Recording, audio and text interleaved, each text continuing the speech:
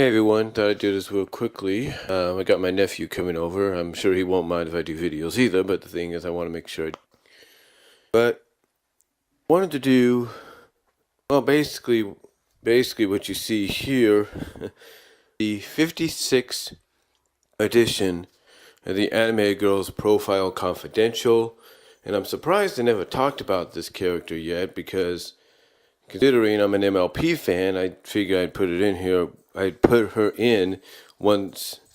I thought I'd put her in here before, but obviously I didn't. We are, of course, talking about Starlight Glimmer. And the way this character came about, Starlight, was originally at the beginning and the end of Season 5. Now, some may say that Season 5 kind of served like an overall story arc. But the way it built to Starlight showing up was every now and then in episodes she would appear.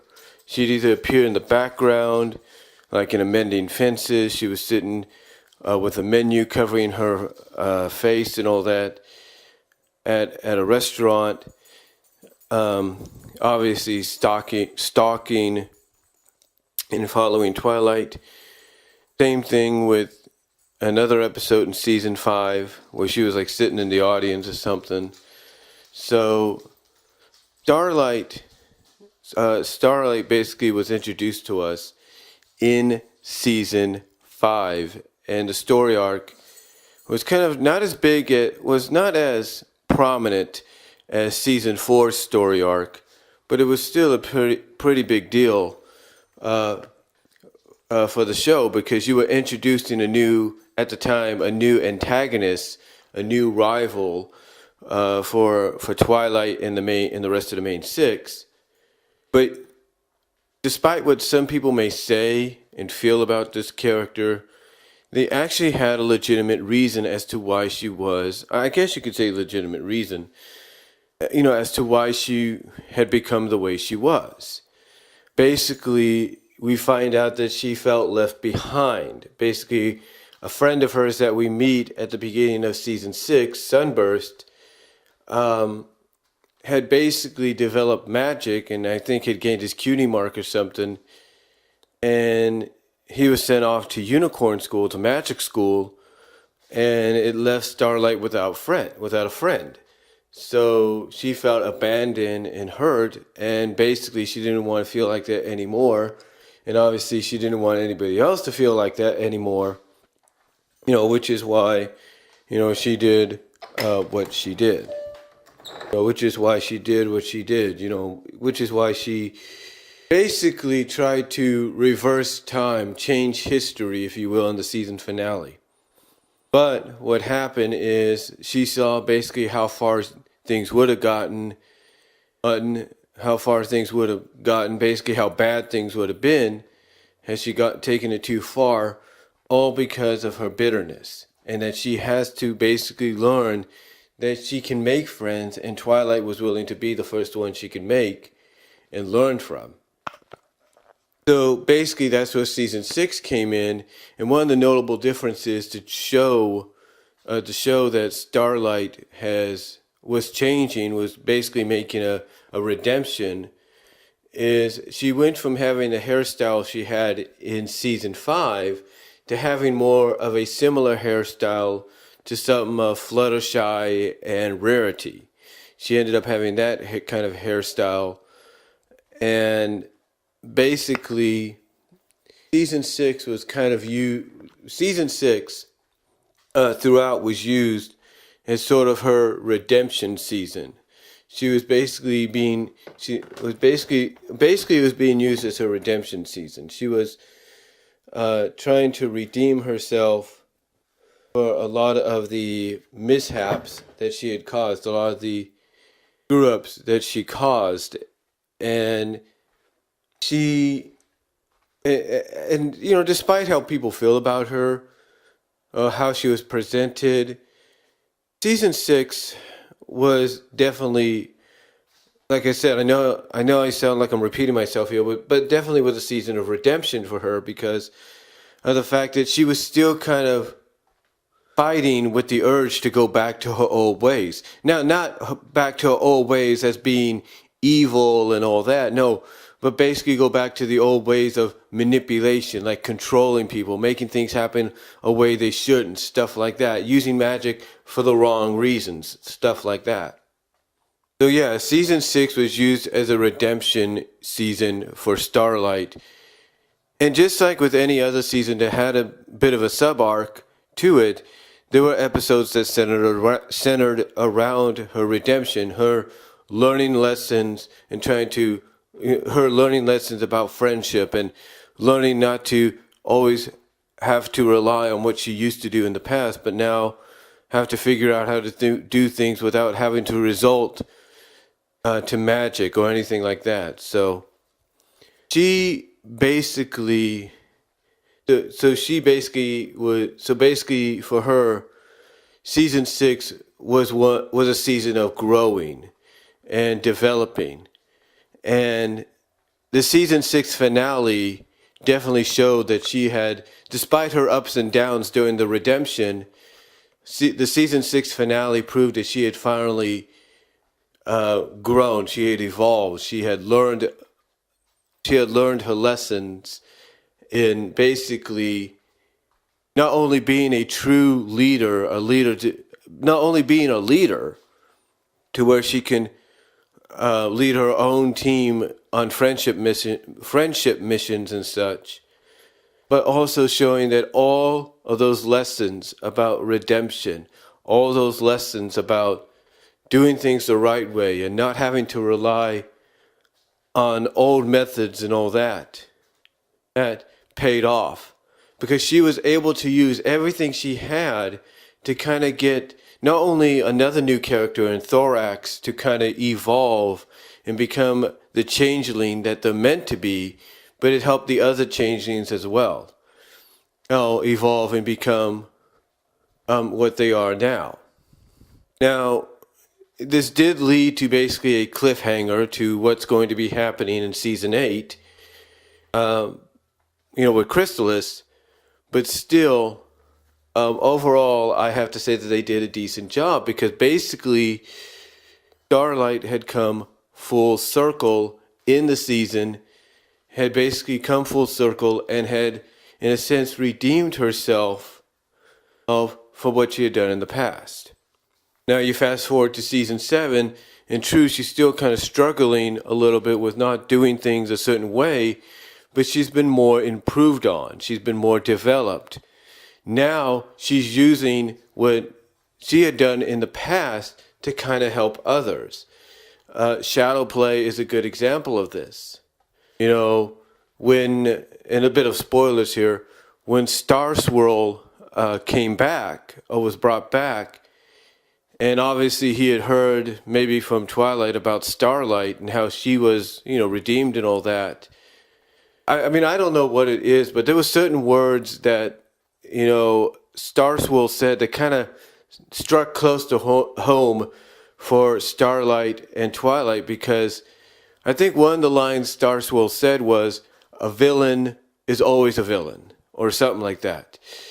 And that kind of stuck close to home, obviously, with Starlight and Twilight, because here's this friendship, this strong bond that's been connected between the two, and yet someone that Twilight has fangirled over, has looked up to, in a sense, through books, through the legends and the books she's read about him. All of a sudden, here he is, basically coming out and saying that no matter how much you try to redeem somebody or try to help them make up for what they have done, they are still going to be who they are, no matter what. So, yeah, that comment, again, I got to look at Shadow Play to kind of get an idea, but that comment struck close to home for Starlight. It really did. It struck close to home to her, as well as Twilight.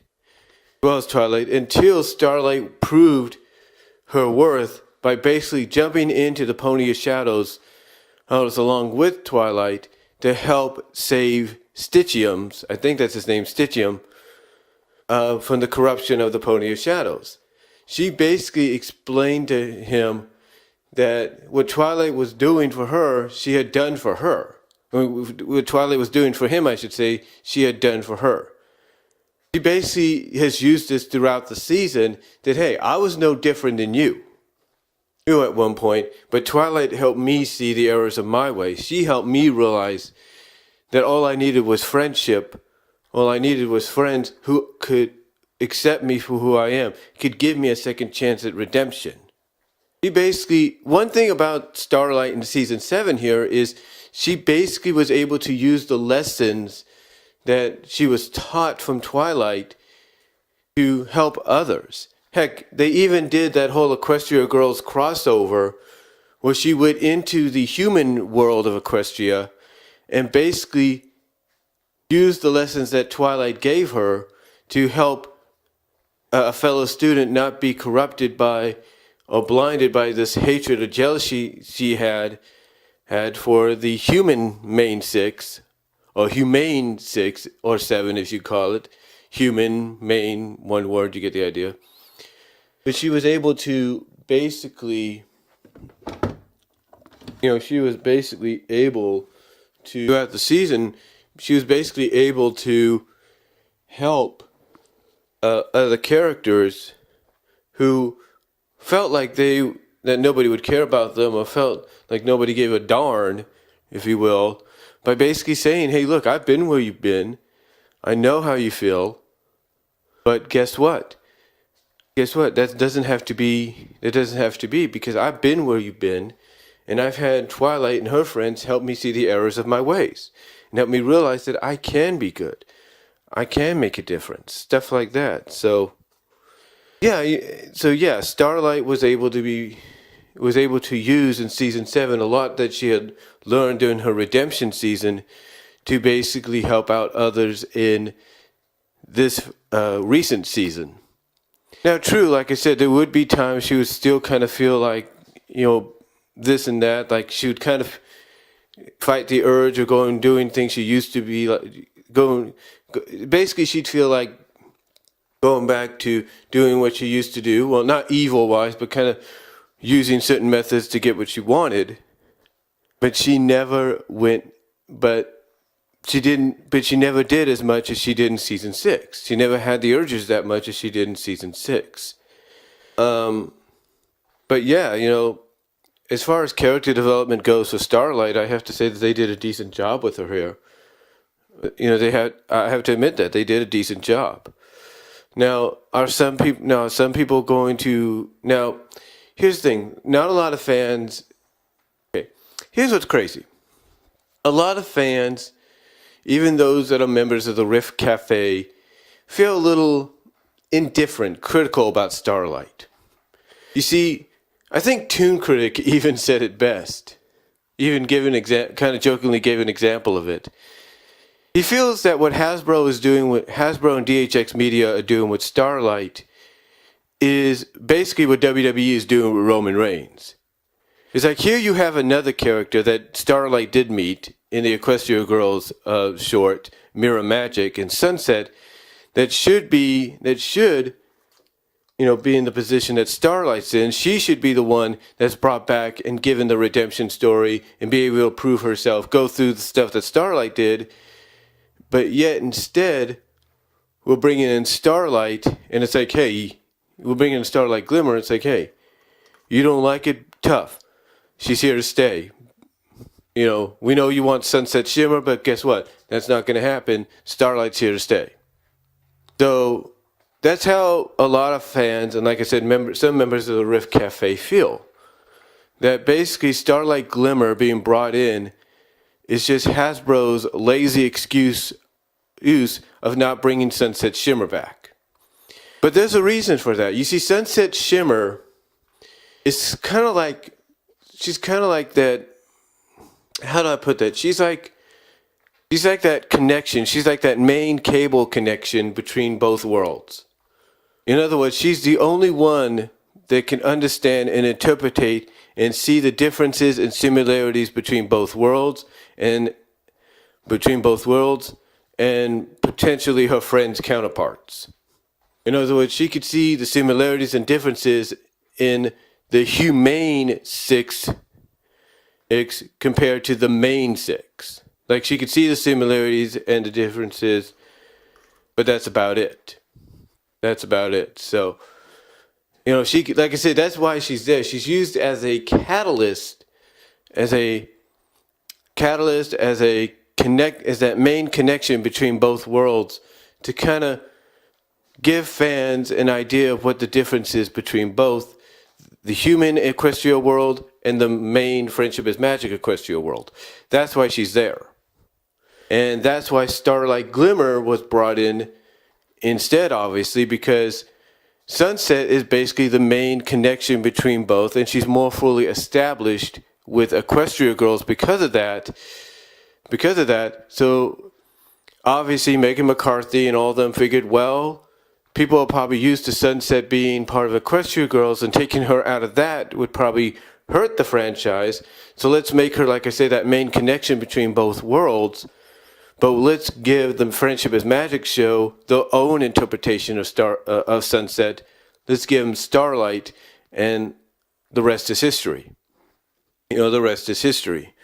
But I have to say that what they've done basically with Starlight Glimmer in this past season, I think makes up for the fact that a lot of people were kind of upset about her being focused on a lot in season 6. So I've had a brief interruption there, but like I was saying, basically, a lot of people felt that Starlight, basically what Hasbro did is, they just decided, I'm thinking they've basically established Sunset as a part of